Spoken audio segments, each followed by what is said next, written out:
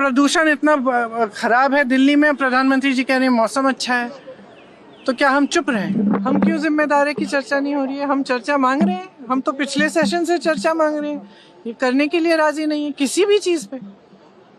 ऐसे थोड़ी चलता है सदन। सदन तो लोकतंत्र का मंदिर है। लोकतंत्र का मतलब क्या है कि सारी आवाजें आए, उठे, सब सुने, अलग अलग आवाजें, अलग अलग विचारधारा, बातचीत करें, चर्चा करें और फिर आगे बढ़े। लेकिन ये लोग तो किसी बात पे चर्चा नहीं करना चाहते, तो कैसे चलेगा सदन? तो हम क्या मौन रहें? आप लिस्ट बदल रहे हो, सारी वोटर लिस्ट बदल रहे हो, तमाम लाखों लोगों को काट रहे हो लिस्टों पे से, वोट चोरी हो रही है, तमाम इश्यूज हैं। धन्यवाद अध्यक्ष जी। मैं आपके माध्यम से जो एक बहुत गंभीर मुद्दा होता चला जा रहा है पॉल्यूशन, उसके बारे में चर्चा करना चाह रही हूँ। सबसे पहले मैं आपसे आग्रह करूंगी कि ये बहुत ही गंभीर मुद्दा है, इसको लंबी चर्चा के लिए लिया जाए। 10 साल से दिल्ली करा रही है, 10 साल से यहाँ पर हम जहरीली हवा ले रहे हैं।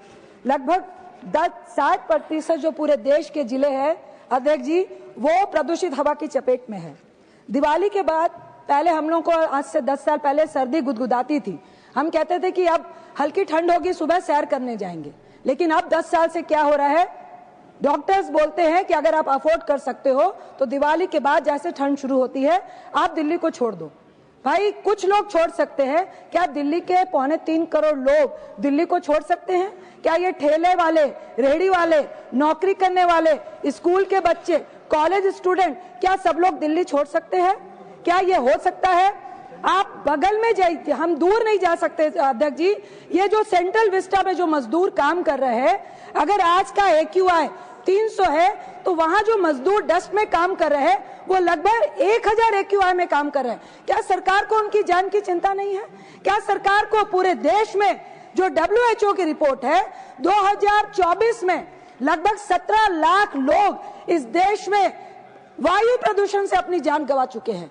लगभग जिले, WHO की रिपोर्ट में तो यहाँ तक कहा गया है कि सर कि पूरे देश में कोई भी ऐसी जगह नहीं बची है जहाँ पे हम स्वच्छ हवा को ले रहे हैं। मुझे तो अपने प्रधानमंत्री की चिंता होती है, वो भी सीनियर सिटीजन है। मुझे बच्चों की चिंता होती है, वो भी 75+ है। सर माना कि हमारे प्रधानमंत्री के अगल बगल तो एयर प्योरीफायर जो है हजारों लग जाएंगे, लेकिन आम बुजुर्ग का क्या, आम गरीब का क्या, आम मजदूरों का क्या? जो एक 4 लाख 1.5 लाख कमाने वाला व्यक्ति भी है, आज उसको कहा जा रहा है कि सुबह ठंडी हवा मत लो, खिड़कियां बंद कर दो, दरवाजे बंद कर दो, पार्क में सैर करने नहीं जाओ। सर मुझे गुस्सा है, मैं भी प्लेयर रह चुकी हूँ, मेरा मेन पैशन है कि जॉगिंग करने जाना है। प्लेयर को गुस्सा है, उनको डॉक्टर्स और उनके जो कोचेस है मना कर रहे हैं कि भाई खेलने मत जाओ, जॉगिंग करने मत जाओ, रनिंग करने नहीं जाओ। क्या हम ऐसी राजधानी की कल्पना करके बैठे थे? सर इसका निदान चुनावी मोड से नहीं होगा। इस सदन में बैठे हुए हर सदस्य इस प्रदूषण का दोषी है। मैं नहीं कह रहे कि मैं नहीं दोषी हूं, सिर्फ आप दोषी हैं, हम सब दोषी हैं। हमारी जिम्मेदारी है, अगर हमें यह प्रतिनिधित्व दिया गया है तो जो प्रकृति हमें देती है, स्वच्छ हवा, पानी, आज वो ही प्रदूषित है। अगर सरकार और हम मिलकर जो मुफ्त में ईश्वर देता है उसको भी प्रदूषित कर चुके हैं, और ये प्रकृति की भूल नहीं है, ये मानव भूल है, और मानव भूल को हम लोग को सुधारना पड़ेगा। सर मैं कहना चाहता